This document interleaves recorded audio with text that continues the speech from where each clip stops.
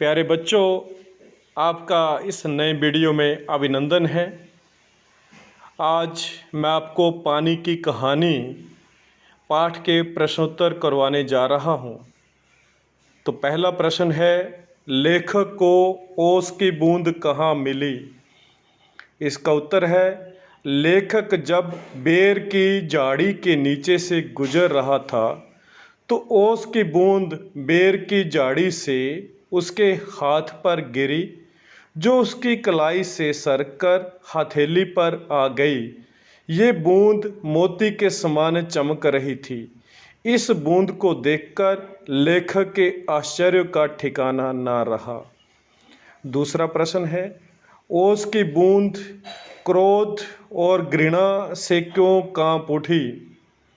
उत्तर है, ओस की बूंद क्रोध और घृणा से इसलिए कांप उठी क्योंकि उसे पेड़ की जड़ों तथा जड़ों पर उगने वाले रोएं, जो बड़े ही निर्दयी होते हैं, उनका स्मरण हो आया था। ये पेड़ असंख्य जल कणों को बलपूर्वक पृथ्वी से खींच लेते हैं। कुछ जल कणों को तो ये पूरी तरह खा जाते हैं और अधिकांश का सब कुछ छीनकर उन्हें बाहर निकाल देते हैं। तीसरा प्रश्न है, हाइड्रोजन और ऑक्सीजन को पानी ने अपना पूर्वज पुरखा क्यों कहा है? इसका उत्तर है, हाइड्रोजन और ऑक्सीजन को पानी ने अपना पूर्वज इसलिए कहा है क्योंकि सहस्रों वर्ष पहले हाइड्रोजन और ऑक्सीजन नामक दो गैसें सूर्यमंडल में लपटों के रूप में विद्यमान थीं। पानी का जन्म इनके बीच होने वाली रासायनिक क्रिया के परिणाम स्वरूप हुआ है। इन दोनों गैसों ने अपना अस्तित्व मिटाकर पानी को जन्म दिया। प्रश्न 4, पानी की कहानी के आधार पर पानी के जन्म और जीवन यात्रा का वर्णन अपने शब्दों में कीजिए।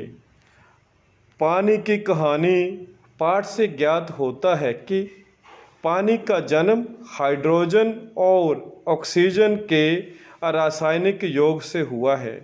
सूर्य के टुकड़े होने से पृथ्वी बनी। पृथ्वी पर ये बूंदें लाखों वर्षों तक भाप के रूप में घूमती रहीं, फिर बर्फ बनकर अनेक वर्षों तक अपने ही आनंद में डूबी रहीं। इसके बाद समुद्र के जल में घुल गईं तथा एक बार समुद्र की निचली सतह से ये धरती पर आ गईं, बादल बनकर बरसीं और नदियों में विलीन होकर ये पुनः ओस की बूंद के रूप में सूर्य होने से पहले तक पेड़ों पर रहीं। सूर्योदय होने के साथ ही ये विलीन हो गई। तब से इनका ये क्रम यथावत चला आ रहा है। अंतिम प्रश्न है 5वां, कहानी के अंत और आरंभ के हिस्से को स्वयं पढ़कर देखिए और बताइए कि ओस की बूंद लेखक को आप बीती सुनाते हुए किसकी प्रतीक्षा कर रही थी?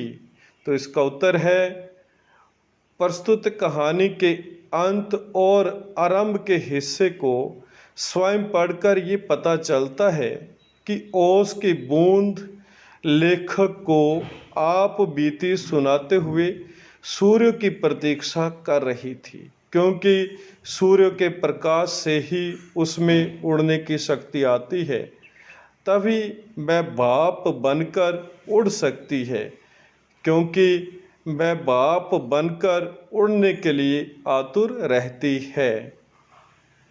तो ये प्रश्नोत्तर यहीं समाप्त होते हैं। आपको ये वीडियो कैसा लगा? लाइक करें, शेयर करें और मेरे चैनल को सब्सक्राइब करें। धन्यवाद।